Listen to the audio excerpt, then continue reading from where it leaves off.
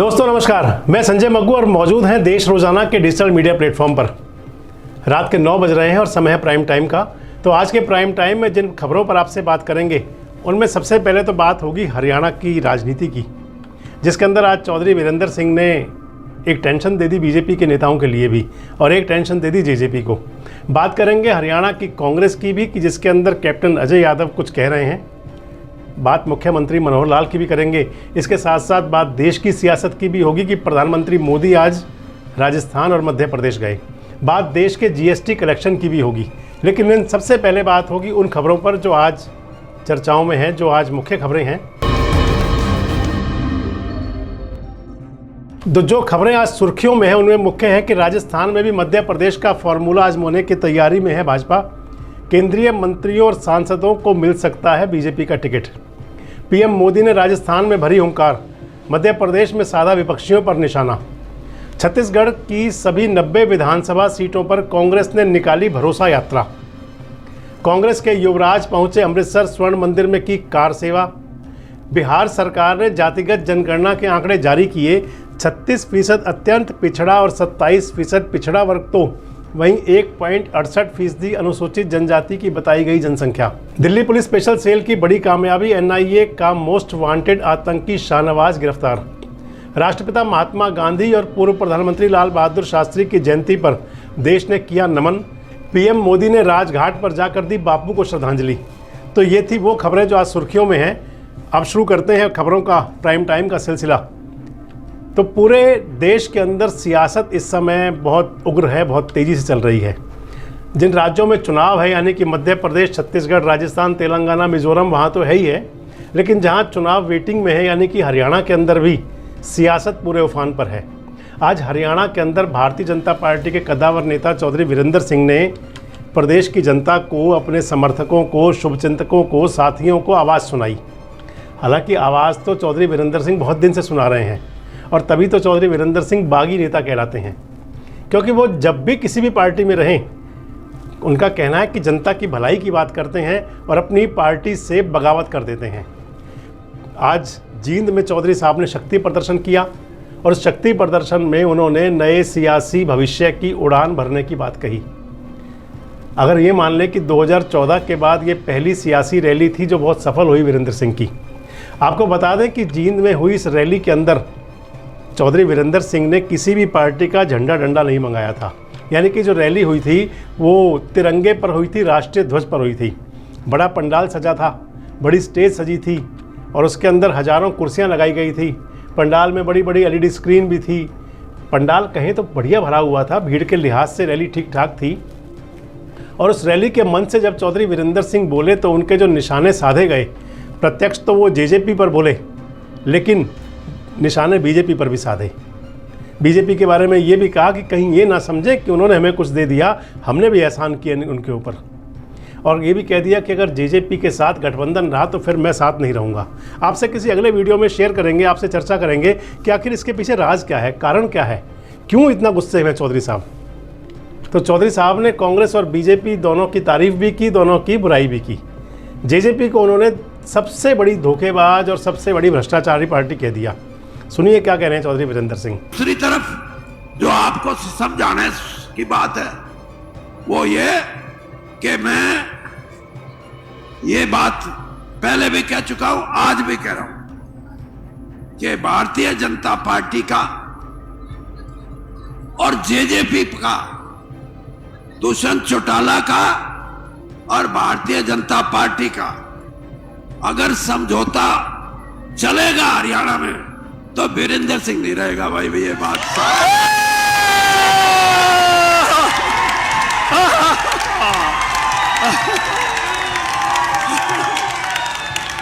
अब जो वीरेंद्र सिंह जिंदाबाद, जो वीरेंद्र सिंह जिंदाबाद, जो वीरेंद्र सिंह जिंदाबाद, वीरेंद्र सिंह आगे बढ़ो, वीरेंद्र सिंह आगे बढ़ो, वीरेंद्र सिंह आगे बढ़ो।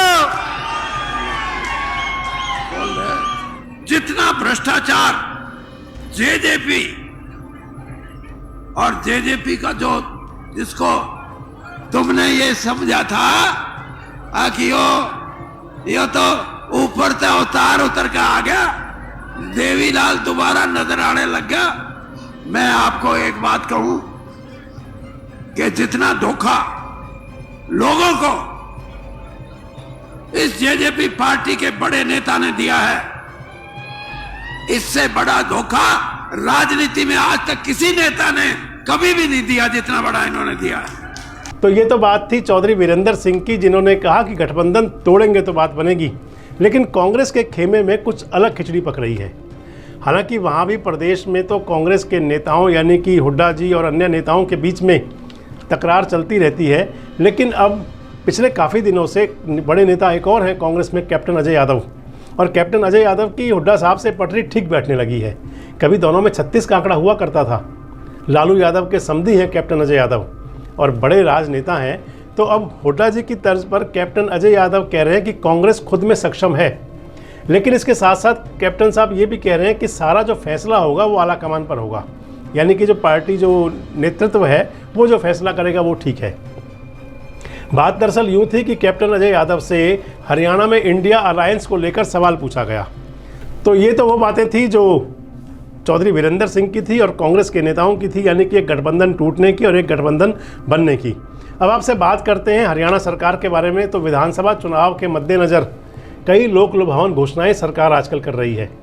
मुख्यमंत्री मनोहर लाल ने पत्रकारों की भलाई के लिए 10 लाख रुपए तक का बीमा और उसका जो प्रीमियम होगा वो सरकार की तरफ से वहन करने का फैसला किया है। प्रदेश भर के पत्रकारों को शायद इसका फ़ायदा मिले।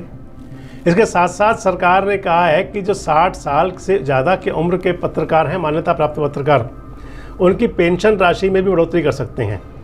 आपको बताएं कि इस समय पूरे हरियाणा के अंदर 176 पत्रकार ऐसे हैं जिनको पेंशन दी जा रही है। सरकार की तरफ से हर महीने 10,000 रुपये की पेंशन राशि दी जाती है। बताएं कि आपको 22 अक्टूबर 2018 को हरियाणा सरकार ने मान्यता प्राप्त पत्रकारों के लिए सरकार की तरफ से ये बीमा योजना लागू की थी। 60 साल से कम उम्र के मान्यता प्राप्त पत्रकारों के लिए 5 लाख रुपए का जो बीमा था वो उसका प्रीमियम सरकार भरती थी और उसका कर दिया है 10 लाख रुपए का बीमा कवर। तो इसका मतलब मान लें कि 2/3 प्रीमियम जो मीडिया कर्मी वहन करते थे, बाकी सरकार करती थी। अब 10 लाख रुपए तक का जो बीमा होगा, इसके लिए जो सारा प्रीमियम होगा वो सरकार देगी, यानी कि पत्रकारों को अब इसके लिए कोई प्रीमियम नहीं देना पड़ेगा। क्योंकि पत्रकार बात करते हैं सरकार की, विपक्ष की, सभी की बात करते हैं। तो चलिए, किसी ने ध्यान रखा। तो अब बात करते हैं आपसे इसके साथ साथ लोकसभा चुनाव के साथ साथ विधानसभा चुनाव की भी 8 दिन सुनाई दे रही है। इस बार महिला आरक्षण बिल का जो मुद्दा है वो जातीय मतगणना के साथ साथ एक ऐसा मुद्दा भी है जिसे सभी सियासी पार्टियां बनाने में लगी हैं। यानी कि जातिगत मतगणना के साथ साथ जो बात ये चली महिला आरक्षण की, तो राहुल गांधी ने कहा कि महिला आरक्षण आज से ही दीजिए, और इसके साथ साथ दूसरी बात चली ओबीसी की। तो इस जो चुनाव हो रहे हैं मध्य प्रदेश, राजस्थान, छत्तीसगढ़ में, इन तीनों प्रदेशों में मान लिया जाए कि ओबीसी का मुद्दा बहुत प्रभावी है। तो जब जाति की बात चलती है तो इस सब के बीच में कभी ब्राह्मण सम्मेलन, कभी दलित सम्मेलन, कभी सारे सम्मेलन भी हुआ करते हैं। और इस समय अगर ये कहें कि ब्राह्मण और दलित और मुसलमान की पार्टी कही जाने वाली कांग्रेस, कभी कही जाती थी कि ब्राह्मणों की पार्टी है, फिर आज दलित और मुसलमान उसको समर्थक करते हैं। इस सब के बीच अब कांग्रेस जो है अपनी पहचान ओबीसी की पार्टी बनाने में जुटी है।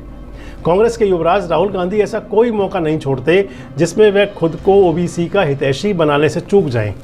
महिला आरक्षण की बात हो या कोई और मुद्दा, या ओबीसी के अधिकारियों को नियुक्ति की बात हो।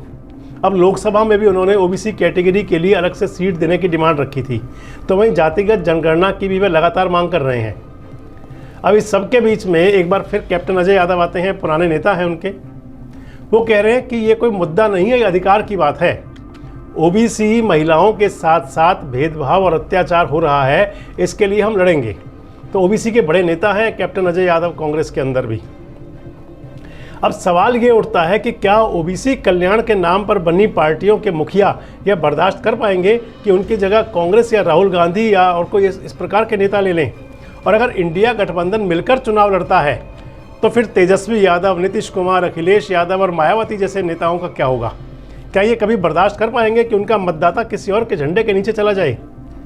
आपको ये भी बता दें कि बिहार की सरकार की तरफ से जाति जनगणना रिपोर्ट जारी कर दी गई है, जिसमें यादव आबादी को 14%, कुर्मी 2.87%, भूमिहार 2.86%, ब्राह्मण 3.86%। इस प्रकार के कुछ आंकड़े हैं।